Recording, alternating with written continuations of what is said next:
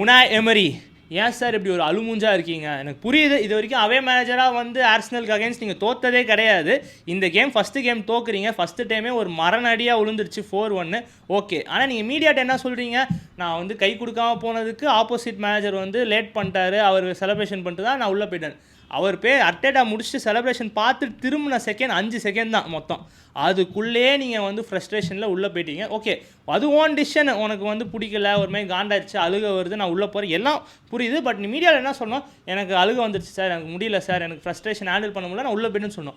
Opposite manager வரல, அதனால் வந்து நான் இது பண்ணலன்னு சொல்கிறது எந்த விதத்தில் நியாயம்? ஆனால் அது அர்டேட்டா வந்து சூப்பராக அட்ரஸ் பண்ணியிருப்பார். என்ன சொல்லியிருப்பார்?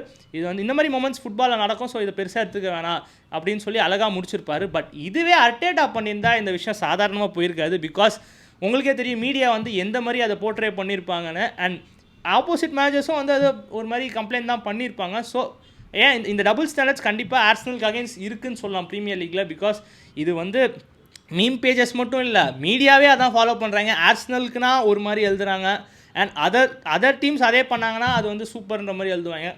அது ஏன்னு புரியல. Why hating Arsenal this much bro? Because நாங்கள் நல்லா ஆடுறோம் நாளையா தெரில, நீங்கள் தான் சொல்லணும்.